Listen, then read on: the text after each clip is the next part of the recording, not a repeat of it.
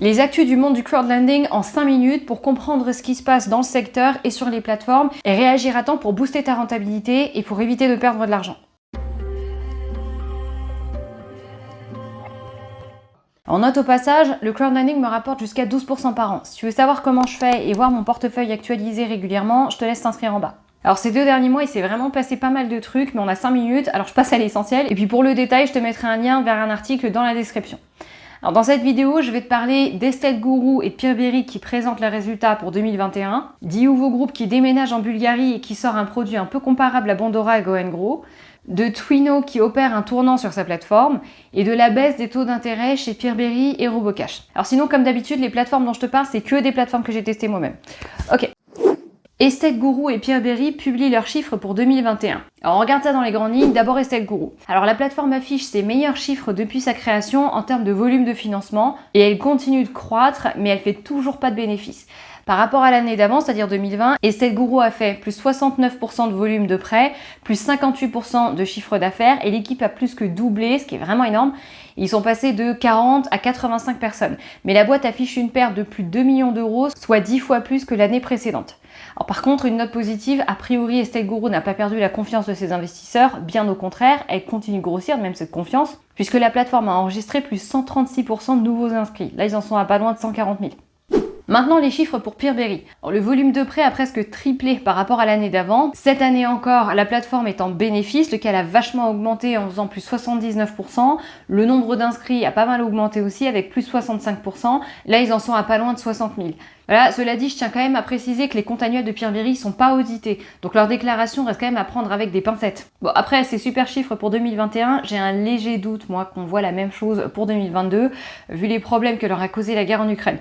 Alors certes, ça les empêche pas de faire un super job, notamment pour préserver leurs investisseurs, ce qui est un vrai gage de confiance. Et en plus, la plateforme continue d'évoluer en ce moment, puisqu'elle va faire rentrer de nouveaux initiateurs de prêts à partir de l'automne, en République tchèque et au Kenya. Mais vu les galères depuis mars, il faudra quand même pas s'attendre à une progression aussi fulgurante sur son prochain bilan. En tout cas, ça m'étonnerait.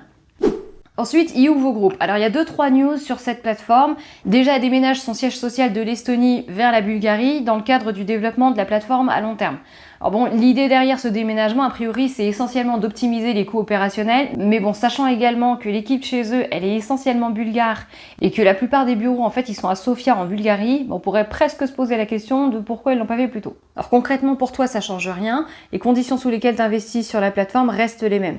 Sinon, la plateforme s'agrandit aussi avec 2 initiateurs de prêts supplémentaires. L'un espagnol qui offre des taux d'intérêt jusqu'à 9%, l'autre nord-macédonien avec des taux d'intérêt de 8,5% en moyenne. Troisième news chez Iuvo, très intéressante celle-là. Sur son produit Iuvo Save, maintenant tu peux gagner jusqu'à 7% par an tout en restant très liquide. C'est-à-dire que tu peux retirer tes billes quand tu veux. C'est pour ça que je te disais au début de la vidéo que c'est comparable à Bondora et Go & Grow. Alors avec Iuvo Save, pour info, tu as 3 durées sur lesquelles tu peux investir. Tu peux le faire sur 3 mois avec un taux annuel fixe à 5%. Tu peux le faire sur 6 mois avec un taux à 6%. Et puis maintenant, tu peux investir à 7% sur 12 mois. Voilà pour Iuvo. Twino opère un changement sur sa plateforme. Alors dans sa course à la licence, Twino devient comme Mintos une société de courtage en investissement. Concrètement, ça veut dire quoi?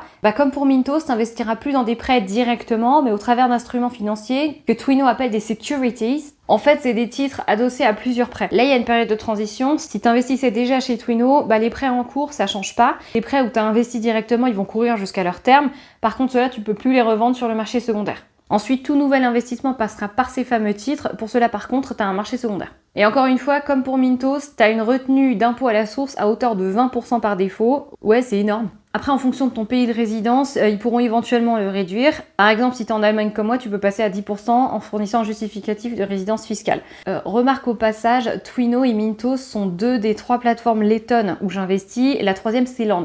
Du coup, en voyant le virage qu'ont pris ces 2 premières plateformes, je me suis un peu posé la question si on n'allait pas voir la même chose chez Land. Et si jamais tu te poses la question toi aussi, sache que la réponse est non. Land n'en a aucune intention, d'autant qu'elle cherche à obtenir la licence de plateforme de crowdfunding, qui est une autre licence que celle de Mintos et Twino. Voilà.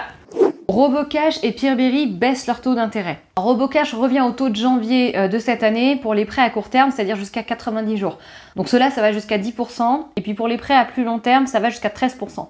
Pour Peerberry, ce sera entre 10 et 11,5% de taux d'intérêt. Du coup, je te suggère de vérifier ton auto-invest si tu investis sur ces plateformes-là pour l'ajuster en fonction. Parce que sinon, tu prends le risque de te retrouver avec un cash drag, c'est-à-dire que ton argent ne sera pas investi si dans tes réglages, tu as filtré pour avoir des taux d'intérêt en dehors de cette fourchette. Voilà, je pense qu'on a fait le tour. Alors pour chacune de ces plateformes, j'ai fait une analyse complète. Si ça t'intéresse, je t'ai mis les liens en bas dans la description et aussi un lien vers un comparateur de plateformes pour celles que j'ai testées moi-même sur la base de 17 critères. Donc si tu as des questions ou des remarques, évidemment, n'hésite pas à me les poser en commentaire. Abonne-toi à la chaîne si ce n'est pas encore fait et puis d'ici là, je te dis à la prochaine. Allez, ciao!